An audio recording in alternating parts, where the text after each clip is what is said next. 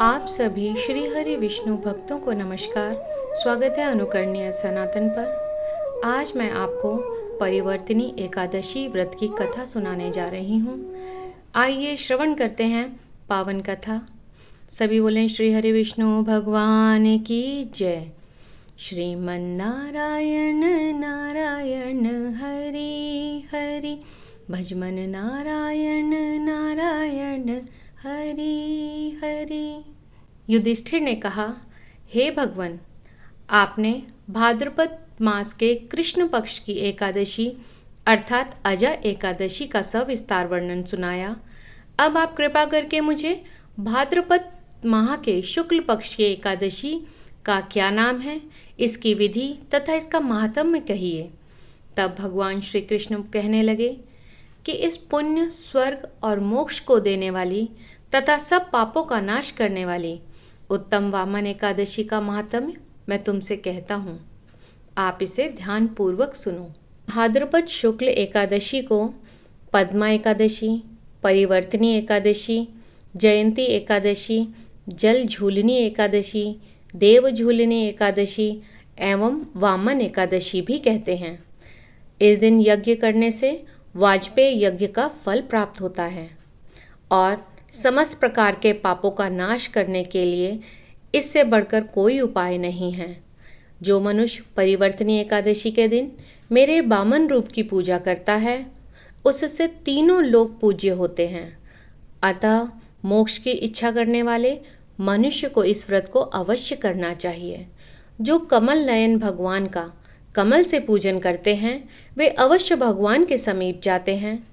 जिसने भाद्रपद शुक्ल एकादशी को व्रत और पूजन विधि पूर्वक किया, उसने भगवान ब्रह्मा जी, विष्णु जी सहित तीनों लोकों का पूजन किया। अतः हरिवासार अर्थात एकादशी का व्रत अवश्य करना चाहिए। इस दिन भगवान करवट लेते हैं, इसीलिए इसको परिवर्तिनी एकादशी कहा जाता है। भगवान के वचन सुनकर युधिष्ठिर बोले कि भगवान, मुझे अति संदेह हो रहा है कि आप किस प्रकार सोते और करवट लेते हैं तथा किस तरह राजा बलि को बांधा, वामन रूप रखकर क्या क्या लीलाएं की, चातुर्मास के व्रत की क्या विधि है तथा आपके शयन करने पर मनुष्य का क्या कर्तव्य है, सो आप मुझे विस्तार पूर्वक बतलाइए। भगवान श्री कृष्ण कहने लगे कि हे राजन, अब आप सब पापों को नष्ट करने वाली पावन कथा का श्रवण करें। त्रेता युग में बलि नामक एक दैत्य था। वह मेरा परम भक्त था। विविध प्रकार के वेद सूक्तों से मेरा पूजन किया करता था और नित्य ही ब्राह्मणों का पूजन तथा यज्ञ के आयोजन करता था। लेकिन इंद्र भगवान से द्वेष के कारण उसने इंद्रलोक तथा सभी देवताओं को जीत लिया। इस कारण सभी देवता एकत्र होकर सोच विचार कर भगवान के पास गए। भगवान बृहस्पति सहित इंद्र आदि देवता प्रभु के निकट जाकर और नतमस्तक होकर वेद मंत्रों द्वारा भगवान का पूजन और स्तुति करने लगे। अतः मैंने वामन रूप धारण करके 5वां अवतार लिया और फिर अत्यंत तेजस्वी रूप से राजा बलि को जीत लिया। इतनी वार्ता सुनकर राजा युधिष्ठिर बोले कि हे जनार्दन, आपने वामन रूप धारण करके उस महाबली दैत्य को किस प्रकार जीता। भगवान श्री कृष्ण कहने लगे, मैंने वामन रूपधारी ब्रह्मचारी बलि से 3 पग भूमि की याचना करते हुए कहा, यह मुझको 3 लोक के समान है और हे राजन, यह तुमको अवश्य ही देनी होगी। राजा बलि ने इसे तुच्छ याचना समझकर 3 पग भूमि का संकल्प मुझको दे दिया और मैंने अपने त्रिविक्रम रूप को बढ़ाकर यहाँ तक कि भूलोक में पद, भूलोकों में जंघा, स्वर्ग में कमर, महलोक में पेट, जनलोक में हृदय, यमलोक में कंठ की स्थापना कर सत्यलोक में मुख, उसके ऊपर मस्तक स्थापित किया। सूर्य, चंद्रमा आदि सब ग्रह गण, योग, नक्षत्र, इंद्र आदि देवता और शेष आदि सब नागणों ने विविध प्रकार के वेद सूक्तों से प्रार्थना की।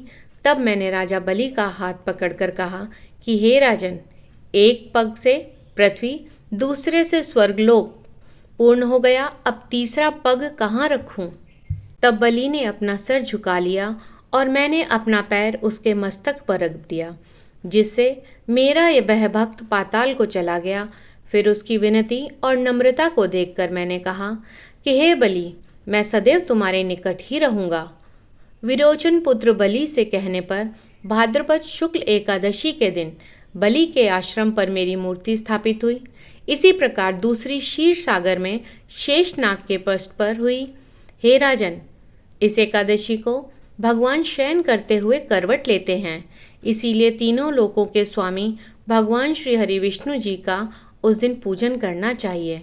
इस दिन तांबा, चांदी, चावल और दही का दान करना उचित है। रात्रि में जागरण अवश्य करना चाहिए।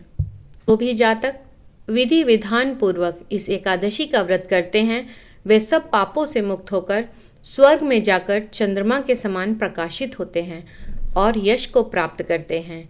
जो पापनाशक इस कथा को पढ़ते या सुनते हैं, उनको 1000 अश्वमेघ यज्ञ का फल प्राप्त होता है। सभी बोलें श्री हरि विष्णु भगवान की जय। श्रीमन नारायण नारायण हरि हरि, भजमन नारायण नारायण हरि हरि। भगवान श्री हरि विष्णु जी से विनम्र प्रार्थना है कि हे भगवान, जो भी आपका भक्त इस कथा को सुन रहा है, आप उसके सभी पापों का नाश करते हुए आप उसकी सभी मनोकामनाएं पूर्ण करें। आप सभी का इस कथा को सुनने के लिए धन्यवाद।